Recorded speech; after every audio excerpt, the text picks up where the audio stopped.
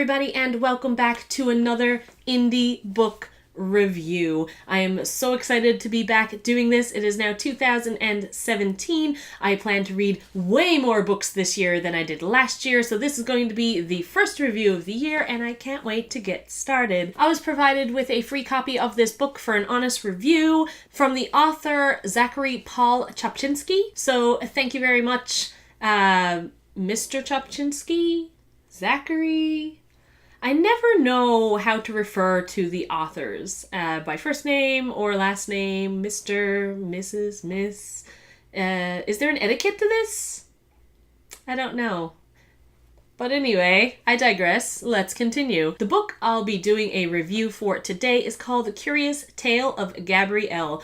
This was such a cute little story, and it was very intriguing as well. It seemed to me like it was, it could probably be for 15-year-olds and up, maybe even 13-year-olds and up, because the main character, Gabrielle, is just turning 13 years old. It is her birthday, and she has a coin that she really wants to spend that was given to her by her father. And pretty much the story follows her going to this interesting, kind of shady shop in her town, and she's wanted to go there for quite some time, but every time she's tried to go there, she's felt a little apprehensive about going inside. So finally, she goes for it, and things aren't what they seem with this shop. This author loves description. You can walk into this room, get your description, and probably completely draw the picture exactly how he envisioned it, because he just loves giving you that kind of imagery, which is excellent. And at the same time, it depends on your taste. Some people don't like that much imagery, and other people love it. I'm kind of in between. I like it, and sometimes it goes overboard. In this case, it was a little too much for me. I did skim quite a bit of that. The imagery was lovely. The writing was lovely, don't get me wrong. Just for me, I could kind of skip past a lot of stuff just to get to the main plot and the main story. So, I did read a chunk of the actual description, but I didn't read every single word, so I'm just going to say that right now. Anyway, she goes into the shop and things happen. I'm not going to tell you what, because that would be a spoiler, but that is kind of the gist of what's going on. She's very curious, and she obviously is really interested in going on an adventure, and that's exactly what she gets to go on. So that's pretty exciting. The way the author tells the story really pushes you to want to turn the next page. Oh God, what's going to happen next? It's one thing after another. There's no real slow points, aside from the beginning when you're kind of building it up to get to that point. Even the beginning, though, still got that really, I need to turn the page. I think the author did a really good job to give us that motivation to keep going. I read this book in a week. Not gonna lie. I read it in less than a week, because I've been sitting on this review now for about 3 days. So I've had it read for about 3 days, but I never had a chance to do the video until today. I read it pretty fast for my standards. Overall, I really enjoyed this book. But I want to go into a few spoilers today, and this is everybody's clear warning that if you don't like spoilers, back away. Just get out right now. Now that you've been warned, if you're still here, clearly you don't care about spoilers, so prepare to be spoiled. When Gabrielle enters this shop, she comes across this bracelet. This bracelet has a special, I don't want to say power. I mean, it has a magic, but it's not the typical kind of magic, and I'll explain in a minute. She also meets the shop owner, Alexandra, and Alexandra kind of has a chat with her, gives her some tea, blah, blah. Some things happen in between, but essentially, she leaves the shop. She doesn't have the bracelet, but she leaves the shop without it. When she goes back the next day, she acquires the bracelet, she does put it on, and then things start to occur. The bracelet itself has gone through a long lifespan, and it holds the memories of those who have worn it before. And whoever wears it now has the ability to see those things. It's not like jumping into the past. It's more, to me, it's more like a vision. She's still in the physical world, like her body's still in the physical world, but like, I guess maybe it's all happening in her head. It's not that clear about exactly where it happens or how it happens.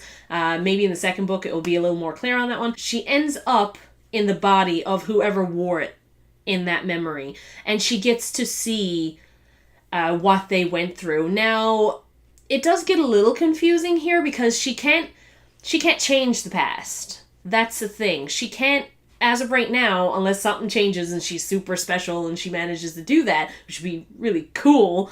But so far that has not happened. But she can't change anything. She can only pretty much go through the motions, but it almost seems like she's choosing to say certain things or do certain things, but I don't know if it's influenced by what had already happened. Like, because she doesn't already know it, she can't really, she can't possibly know what was actually said back then, so whatever's coming out of her mouth may be actually what was said. So I'm not really sure if that's making sense to you. That's where I was a little confused. However, the confusion only came after, when I was rethinking back on the book for this review. When I was reading the book itself, I was so engrossed in the story that I really didn't pay attention to that at all. It was just so easy just to keep going. It's like, oh God, what's going to happen next? In that vision, the current wearer was a girl who also just celebrated her birthday and was given this bracelet by her sister, Heather. And so when Gabrielle wakes up in this world, her sister's waking her up, but she doesn't have a sister. And so Gabrielle's really confused. So she needs to kind of go through the motions, figure out what's kind of going on. She knows it has something to do with the bracelet after a little while, but it's a terrifying experience because the story behind this one is tragic. So she has to go through this tragic story about these sisters and what happened to them during the time that the bracelet was in their possession. And it's sad. It is a little sad. Won't lie. I'm not going to give all the spoilers here, by the way. I'm not just going to give you a full plot line of everything that just happened in the book. So there are things I'm skipping in between. So you'll definitely want to read it yourself if you want to get the full story, obviously. The only other thing I had... It's not so much a problem... Like, it's not a problem with the book. It has nothing to do specifically that makes the book bad.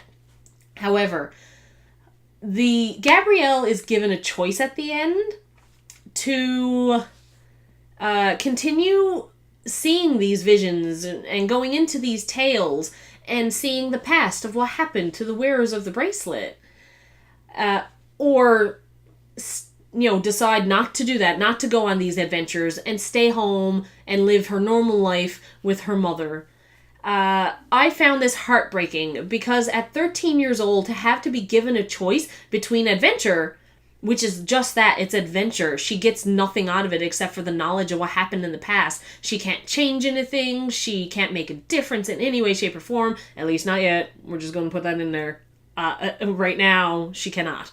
But I think it was a hard choice. And then she has to choose her mother. And she doesn't have a bad relationship with her mother. She's a very loving girl. You can tell that she loves her mother.